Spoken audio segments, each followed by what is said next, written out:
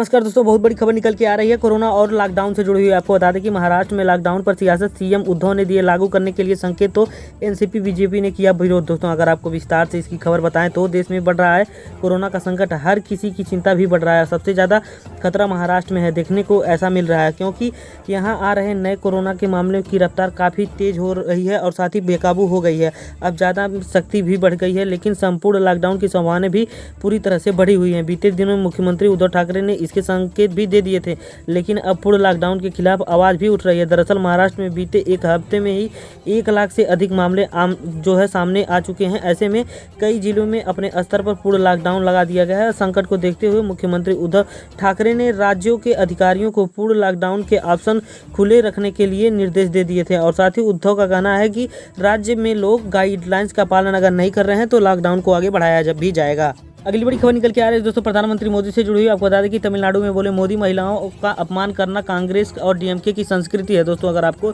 विस्तार से इस खबर को बताएं तो देश में 4 राज्यों में और साथ ही 1 केंद्र शासित प्रदेश में विधानसभा चुनाव को लेकर के प्रचार का दौर पूरी तरह से चरम पर है। इसमें लेकर जो है प्रधानमंत्री मोदी का मंगलवार को केरल, तमिलनाडु और पुदुचेरी की चुनावी रैलियों को संबोधित करने का कार्यक्रम है। इस अभियान के दौरान उन्होंने केरल के पलक्कड़ में और साथ ही पहली रैली को संबोधित किया। यहाँ भाजपा के उम्मीदवार मेट्रोमैन ई श्रीधरन और साथ ही पीएम मोदी का स्वागत किया गया। यहाँ से प्रधानमंत्री मोदी तमिलनाडु के धारापुरम पहुंचे। यहाँ मुख्यमंत्री ई पलानीस्वामी भी उनके साथ मौजूद रहे।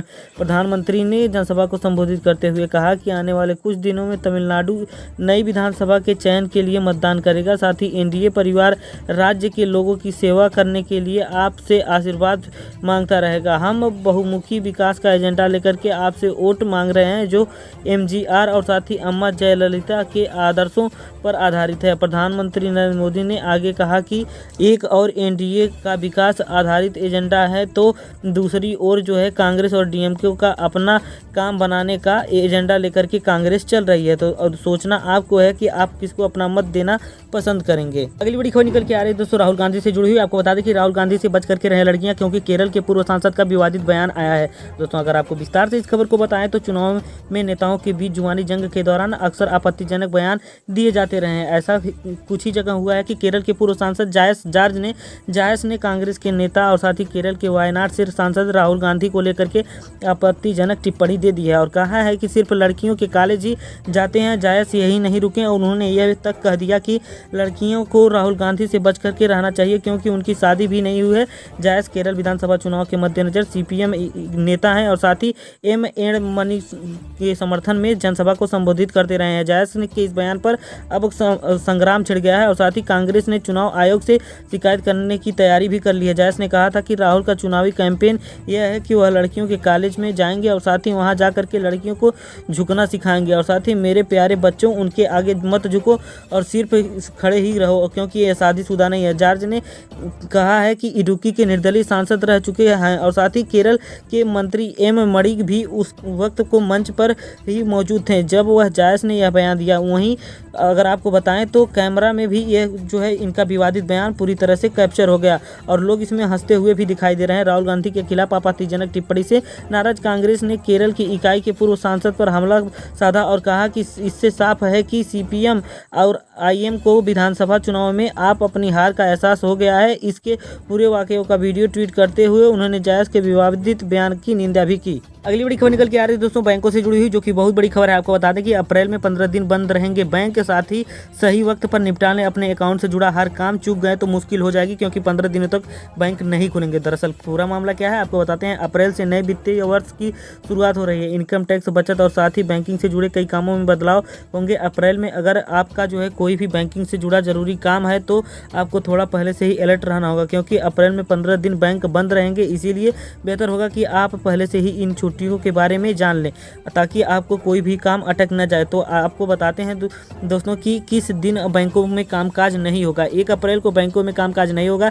जैसा कि हमने आपको बताया कि 1 अप्रैल को नए वित्तीय वर्ष की शुरुआत होगी। बैंकों में खाता बही के कारण कामकाज नहीं होगा, जबकि बाकी सामान्य छुट्टियां हैं, जिससे 4 रविवार और साथ ही 2 शनिवार भी शामिल हैं। आपको बता दें कि 31 मार्च को बैंक की शाखाएं तो खुली रहेंगी, लेकिन वित्तीय वर्ष का आखिरी दिन होने की वजह से सिर्फ कर्मचारी ही रहेंगे और साथ ही ग्राहकों ग्राहकों के लिए बैंक बंद रहेगा और इस पर केवल कामकाज किया जाएगा। और साथ ही 2 अप्रैल को गुड फ्राइडे के तौर पे इसके बाद जो है गुड फ्राइडे के तौर पर छुट्टी होगी, इसीलिए बैंक बंद रहेंगे। इसके बाद जो है 4 अप्रैल को रविवार के दिन भी बैंकों में कामकाज नहीं होगा। इसके बाद 5 अप्रैल को बाबू जगजीवन राम जयंती पर आंध्र प्रदेश और तेलंगाना में अवकाश के कारण बैंक बंद रहेंगे। साथ ही 6 से 13 अप्रैल के बीच कई दिन बैंक बंद रहेंगे। 6 अप्रैल को तमिलनाडु में विधानसभा चुनाव होने के कारण जो है बैंक में छुट्टी रहेगी। इसके बाद 10 अप्रैल को महीने का दूसरा शनिवार होने की वजह से बैंक में कामकाज नहीं होगा। और साथ ही 11 अप्रैल को रविवार में जो है के कारण बैंक बंद रहेंगे। इसके साथ ही 13 अप्रैल को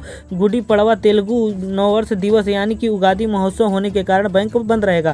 साथ ही 14 से 18 अप्रैल के बीच जो है अगले दिन ही 14 अप्रैल को बाबा साहेब अम्बेडकर की जयंती के साथ साथ तमिल नववर्ष विशु महोत्सव और साथ ही बोहब बिहू के कारण जो है अवकाश होगा। 15 अप्रैल को हिमाचल दिवस और साथ ही बंगाली नववर्ष दिवस। इसी तरह से दोस्तों कुल मिलाकर के 15 छुट्टियां रहेंगी, जो कि अगर आपका कोई भी काम अगर बैंक में फंसा है तो उसे जाकर के पहले ही निपटा लें। दोस्तों कई कारण है छुट्टियों के, कुल मिलाकर के लगभग 15 दिन की छुट्टी टोटल हो रही है। तो इसी वजह से अगर आपका कोई भी काम फंसा हो तो उसे जाकर के तुरंत बैंक में निपटा लें, क्योंकि अप्रैल में बहुत ज़्यादा दिनों तक बैंक बंद होने की उम्मीद है। अगली बहुत बड़ी खबर निकल के आ रही है दोस्तों, राकेश टिकैत से जुड़ी हुई। आपको बता दें कि नक्कालों से सावधान, जुमला बेचने वालों को न दे वोट, बोले भी क्यों नेता राकेश सिंह टिकैत। तो लोगों को करने लगे हैं सवाल। दोस्तों अगर आपको विस्तार से इस खबर को बताएं तो कृषि कानूनों के खिलाफ चल रहे आंदोलन को 4 महीने हो चुके हैं। ऐसे में राकेश टिकैत अभी अपने मुद्दों को लेकर के टस से मस नहीं हुए हैं। राकेश टिकैत ने सोशल मीडिया पर एक पोस्ट किया है जिसमें वह मोदी सरकार पर निशाना साधते हुए मतदाताओं को संदेश देते दिख रहे हैं। बंगाल में और साथ ही असम के मतदाताओं से वह कहते हैं कि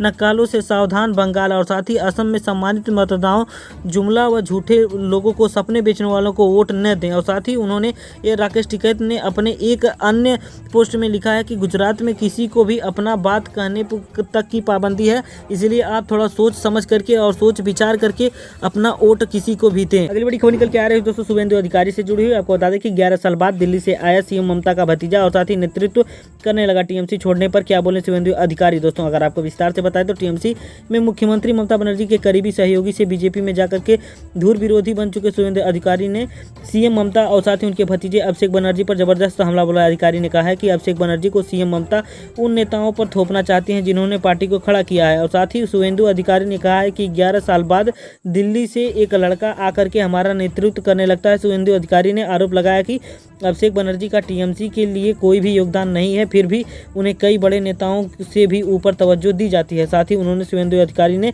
कहा कि मैं जो है बीजेपी की विचारधारा और साथ ही टीएमसी के भ्रष्ट सिस्टम को देखते हुए जो है बीजेपी ज्वाइन किया है। बड़ी खबर निकल के आ रही है दोस्तों नंदीग्राम से जुड़ी हुई, जो कि आपको बता दें कि अमित शाह ने खाया खीरा, ममता बनर्जी ने कहा ठंडा ठंडा कूल कूल, वोट पड़ेगा जोड़ा फूल। दोस्तों आपको विस्तार से अगर इस खबर को बताएं तो पश्चिम बंगाल विधानसभा चुनाव में नंदीग्राम सीट पर सबकी नजरें जो है टिकी हुई हैं। दूसरे चरण के चुनाव में 1 अप्रैल को यहां से वोट डाले जाएंगे। दूसरे चरण के चुनाव प्रचार के अंतिम दिन नंदीग्राम में चुनावी माहौल काफी भी गर्म रहा। मंगलवार को एक तरफा जहां केंद्रीय गृह मंत्री अमित शाह ने भाजपा प्रार्थी शुभेंदु अधिकारी के पक्ष में रोड शो किया, तो वहीं दूसरी तरफ तृणमूल कांग्रेस सुप्रीमो ममता बनर्जी ने भी जो है पद यात्रा में शामिल हुआ। और साथ ही नंदीग्राम में रोड शो में आखिर केंद्रीय गृह मंत्री अमित शाह ने एक जगह खीरा भी खाया। इस दौरान उनके साथ नंदीग्राम प्रत्याशी और साथ ही भाजपा नेता शुभेंदु अधिकारी भी मौजूद रहे। वहीं पदयात्रा के बाद भी लोगों को संबोधित करते हुए मुख्यमंत्री ममता बनर्जी ने भाजपा पर जमकर के निशाना साधा। ममता बनर्जी ने नारा लगाते हुए कहा कि ठंडा ठंडा कूल कूल, वोट पड़े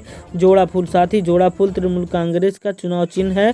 पदयात्रा के दौरान ममता बनर्जी के साथ हजारों लोग चल रहे थे। इसके लिए जो है कई लोग उनकी एक झलकियां पाने के लिए दौड़े दौड़े आ रहे थे। आपको बता दें कि इसके अलावा ममता बनर्जी ने कहा कि मैं चाहती हूं कि दूसरी जगहों से भी चुनाव लड़ सकती थी, लेकिन मैं नंदीग्राम के लोगों के सम्मान के लिए यहां से चुनाव लड़ने का सोचा था, जहां से जो है साथ ही उन्होंने कहा है कि नंदीग्राम आंदोलन के सम्मान के कारण मैंने सिंगूर और साथ की बजाय यहां से चुनाव लड़ने का निर्णय किया है। और साथ ही उन्होंने कहा कि अगर मैं एक बार नंदीग्राम आ गई तो जो है यहाँ से नहीं जाऊंगी, मैं यहीं रहूंगी। इसके अलावा उन्होंने नंदीग्राम के लोगों को भाजपा उसको यहाँ से भगाने का भी आग्रह किया था। अगली बड़ी खबर निकल के आ रही है दोस्तों पेट्रोल डीजल के दामों से लेकर के, जो कि बहुत बड़ी खबर है। आपको बता दें कि 5 दिन बाद फिर सस्ता हुआ पेट्रोल डीजल। कोरोना के बढ़ते मामलों से कम हुआ है कच्चे तेल का दाम और साथ ही यह गिर गया है अंतर्राष्ट्रीय मार्केट में। अगर आपको विस्तार से इस खबर को बताएं तो दुनिया भर में कोरोना के केस बढ़ने का असर क्रूड ऑयल पर पड़ा है, यानी कि कच्चे तेल की कीमतों पर नजर आ रहा है। अंतर्राष्ट्रीय बाजार में क्रूड ऑयल की कीमतें कम हुई हैं, जिसका असर भारत में भी दिखा है। सरकारी तेल तेल विपणन कंपनियों ने 5 दिन बाद फिर भी एक बार जो है पेट्रोल डीजल की कीमतों में कटौती की और मंगलवार को पेट्रोल की कीमत जो है 22 पैसे और साथ ही डीजल की कीमत 23 पैसे की कमी की गई है। इसके साथ ही अभी और गिरावट का अनुमान है। राजधानी दिल्ली में पेट्रोल अब 90 रुपया 56 पैसे प्रति लीटर हो गया है, जबकि डीजल 80 रुपया 87 पैसे पर लीटर हो गया है। हालांकि राजस्थान में गंगानगर में पेट्रोल अभी भी 100 रुपये के पार बना हुआ है। यहाँ पेट्रोल 101 रुपये और 1 पैसे रुपये प्रति लीटर है और साथ ही डीजल जो है 92 रुपया 56 पैसे प्रति लीटर है।